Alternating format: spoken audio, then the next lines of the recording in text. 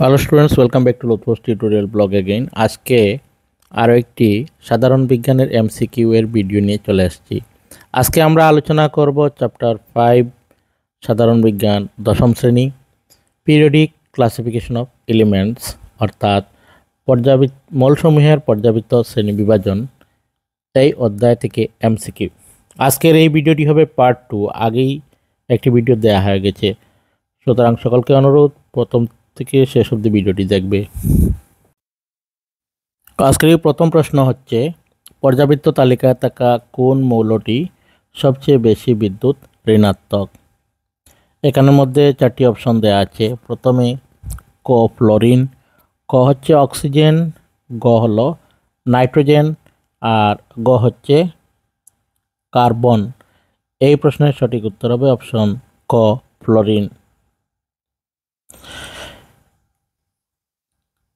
পরের প্রশ্নটি হলো, পর্যাবৃত্ত তালিকার দ্বিতীয় বর্গে থাকা যোজক কক্ষের ইলেকট্রন সংখ্যা হলো ক 1, খ হলো 2, গ হচ্ছে 3, আর গ হচ্ছে 4।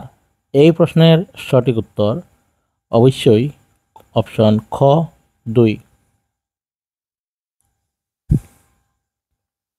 3 নম্বর প্রশ্নটি হলো, আধুনিক পর্যাবৃত্ত তালিকার ভিত্তি হলো ক পারমাণবিক ভর, খ হচ্ছে পারমাণবিক সংখ্যা, গ হলো যোজ্যতা, আর গ হচ্ছে ইলেকট্রন বিন্যাস। এই প্রশ্নের সঠিক উত্তর হবে অপশন খ পারমাণবিক সংখ্যা। পরের প্রশ্ন হলো, পর্যাবৃত্ত তালিকার একই পর্যায়ে থাকা মৌলগুলির অপশন ক একই সংখ্যক যোজক ইলেকট্রন থাকে। অপশন ক হচ্ছে একই রাসায়নিক ধর্ম থাকে, গ হলো একই সংখ্যক শক্তিস্তর থাকে, আর গ হচ্ছে একই পারমাণবিক ভর থাকে। এই প্রশ্নের সঠিক উত্তর হবে অপশন গ একই সংখ্যক শক্তিস্তর থাকে। এবারে চলে আসছি পরের প্রশ্নে, নিচের কোনটি একটি অধাতু? এখানের মধ্যে 4টি অপশন দেওয়া আছে।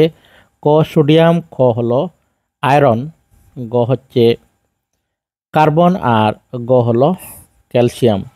অধাতু এখানে বের করতে হবে, সঠিক উত্তর হবে অপশন গ কার্বন। এইবার 6 নম্বর প্রশ্নে চলে এলাম, নিচের মৌলগুলির কোনটির পারমাণবিক ব্যাসার্ধ সবচেয়ে কম? অপশন ক সোডিয়াম, ক হচ্ছে ক্লোরিন, গ হলো ফ্লোরিন, আর গ হচ্ছে হিলিয়াম। এই প্রশ্নের সঠিক উত্তর হবে অপশন ঘ হিলিয়াম, অর্থাৎ হিলিয়ামের পারমাণবিক ব্যাসার্ধ সবচেয়ে কম।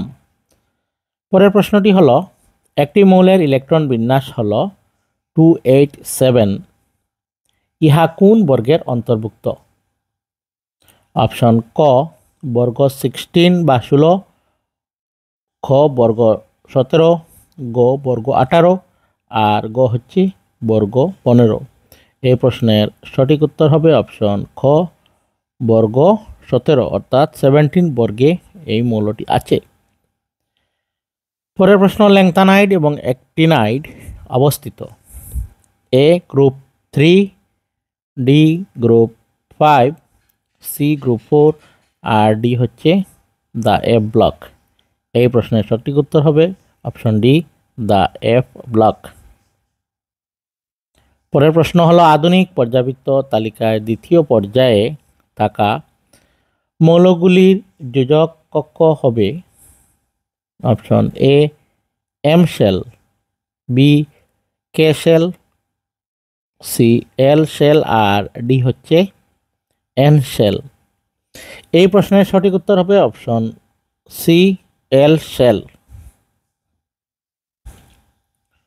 পরের প্রশ্নটি হলো, মেন্ডেলিভের পর্যাবৃত্ত তালিকায় মৌলের জন্য অসংখ্য খালি জায়গা ছিল। এই খালি জায়গার জন্য একটি মৌল শনাক্ত করো। অপশন ক অ্যালুমিনিয়াম, খ হচ্ছে ম্যাগনেসিয়াম, গ হলো জার্মেনিয়াম, আর গ হচ্ছে ক্যালসিয়াম। এই প্রশ্নের সঠিক উত্তর হবে অপশন গ জার্মেনিয়াম। পরের প্রশ্ন, পর্যাবৃত্ত তালিকার জন্য নিচের কোন উক্তিটি শুদ্ধ?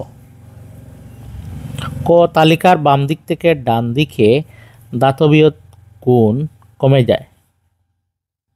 ক হচ্ছে বাম দিক থেকে ডান দিকে যোজক ইলেকট্রন সংখ্যা বৃদ্ধি পায়। গ হল বাম দিক থেকে ডান দিকে পরমাণু সহজে ইলেকট্রন হারায়। এই প্রশ্নের সঠিক উত্তর হবে অপশন গ, বাম দিক থেকে ডান দিকে পরমাণু সহজে ইলেকট্রন হারায়। এবার পরের প্রশ্ন, Al+3 এর ইলেকট্রন বিন্যাস হলো, অর্থাৎ অ্যালুমিনিয়াম আয়নের ইলেকট্রন বিন্যাস হলো 283b288 C28 আর ডি হচ্ছে কোনোটিই নয়।